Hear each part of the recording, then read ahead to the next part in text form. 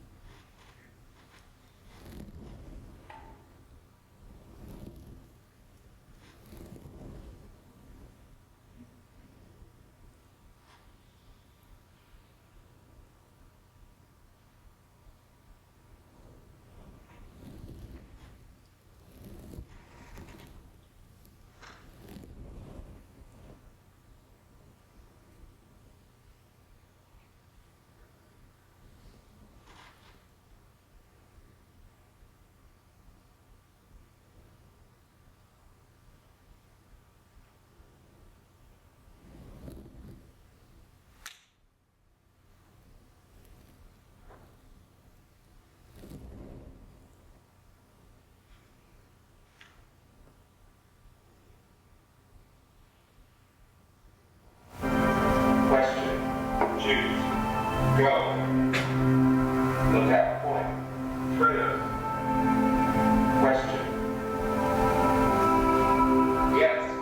Trailer.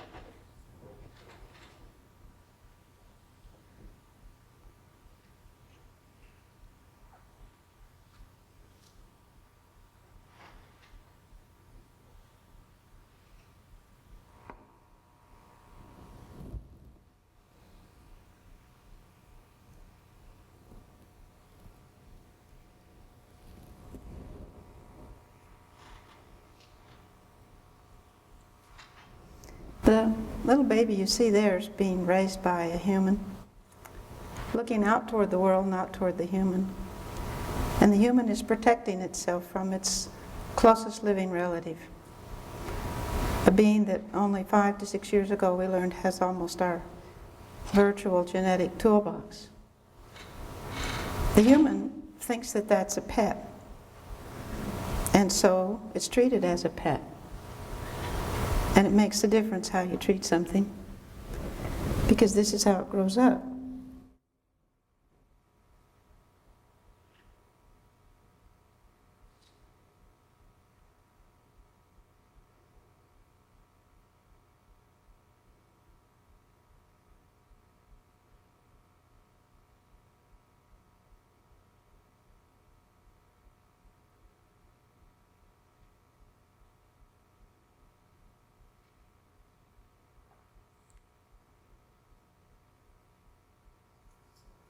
You assume it's not human.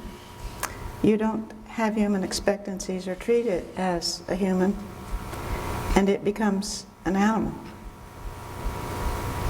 with a very similar genetic toolbox.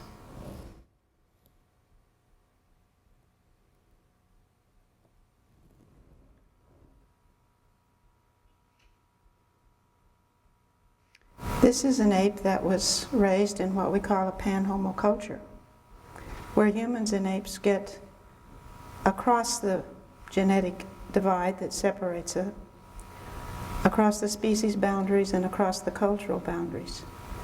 We don't try to make them into us, and we don't try to turn into them, but we do try to understand them.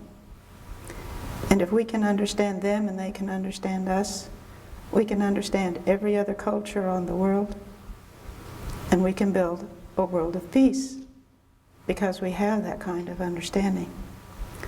The little short video clip you're going to see is a bonobo named Kanzi. If you want to know more about these apes, you can go onto the TED conference. I spoke at a TED conference in Monterey, and you can learn a lot about Kanzi and his family. Or you can go onto the Great Ape Trust website and do the same thing. This is Kanzi as an adult.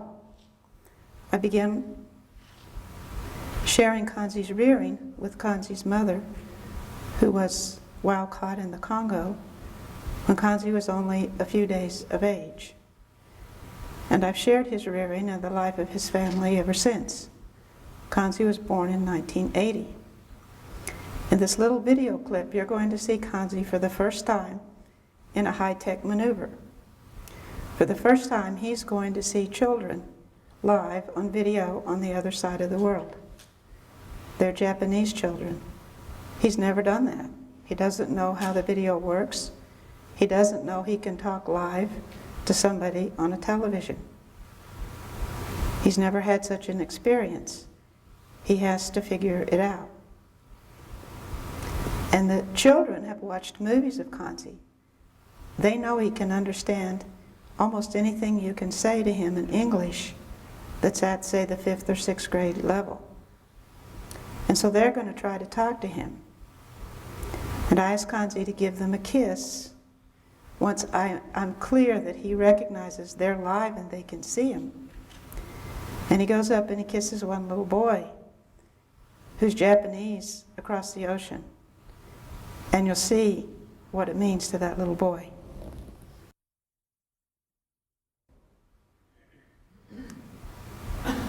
呼びかけてみてください。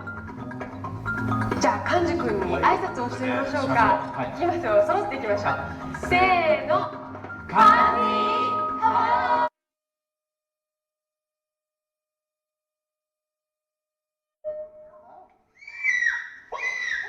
That's Kanzi's. 寛治君、突然声を上げて興奮してますけれども。寛治、こちらに戻ってきて。はい、こっちよ。スー博士、寛治君はどうしたんですか？寛治は今、ボノボ流の挨拶をしました。上手な挨拶でしたよ。寛治君がこちらを見てますよ。寛治君は私たちの挨拶を分かってくれたんですね。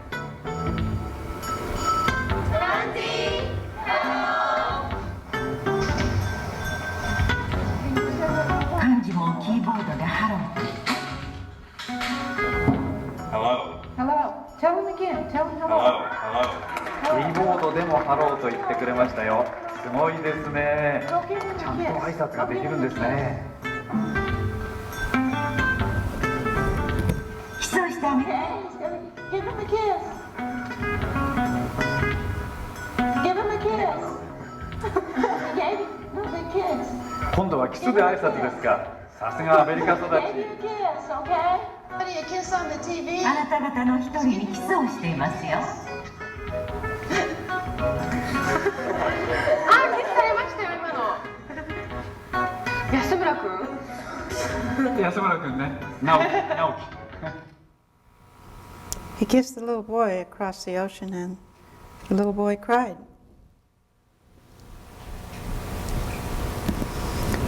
So we have a lot of reaching to do, and we're trying really hard to do that at Great Ape Trust. In Rwanda, where the worst of genocides took place, killing 800,000 people in 100 days.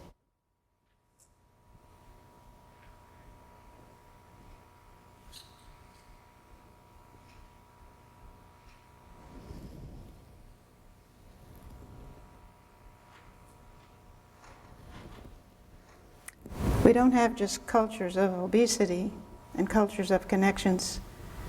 We have cultures of hate, and sometimes they're very difficult to change.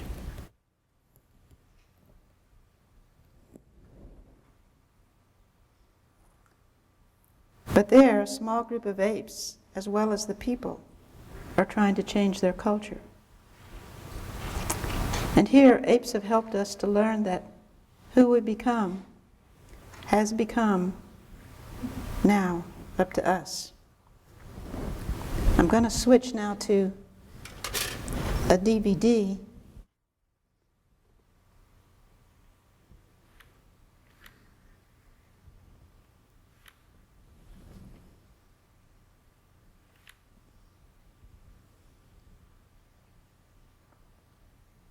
Most of those hills are now denuded of natural forests.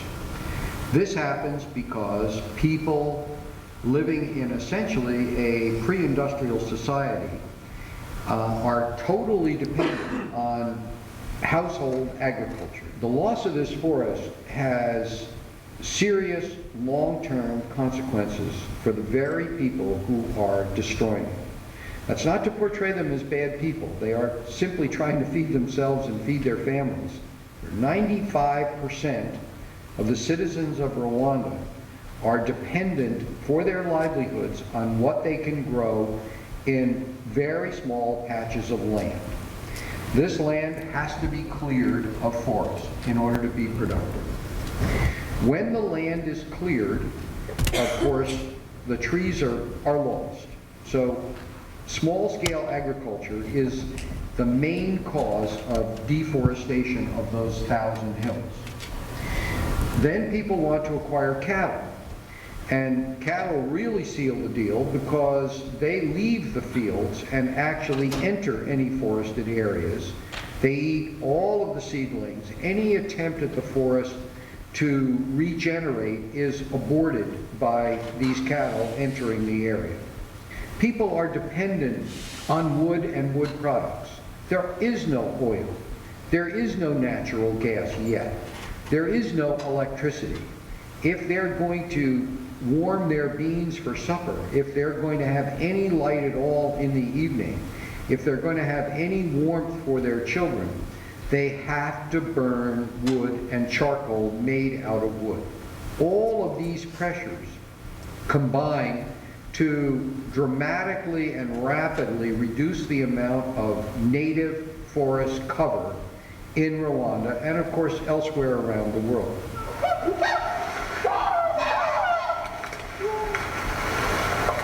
It is the worst case scenario for ape conservation.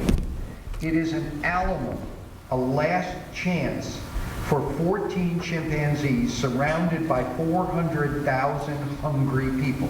It doesn't get worse than that. If we can save these chimpanzees, apes and other primates and other endangered species can be saved anywhere in the world. We realize we cannot save chimpanzees without helping people. And we can't help people without saving chimpanzees.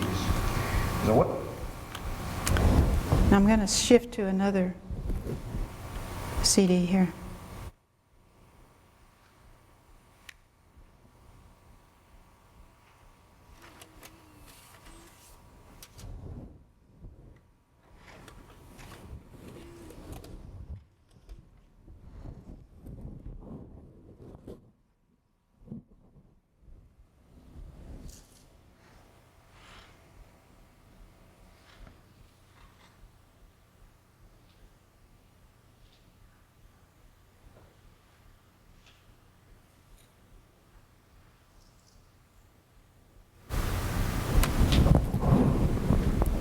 In this scene, you're going to see a bonobo Pambanisha, who's also part of Kanzi's family. She's also grown. She's about 5 years younger than Kanzi. You're going to see a completely unedited clip. And in this clip is the person who wrote Water for Elephants, Sarah Gruen. She's written a new book about the bonobos here. It's a novel, it's fiction. The people and places have been changed, I guess, to protect themselves. And there are some unusual things that happen in the book, but her story of bonobos is true. They have capabilities that have previously been not understood, just like many humans have capabilities that are not understood. And you're going to see Sarah Gruen meet Pambanisha, and as this meeting came about, it was going to be filmed, so Sarah Gruen wanted to be made up.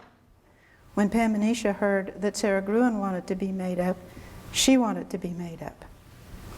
And at first Sarah Gruen was in a small room out of sight, and Pambanisha wanted it to be done in a small room out of sight, but we couldn't film her.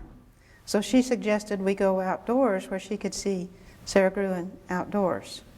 And you're just going to see the exchange between them.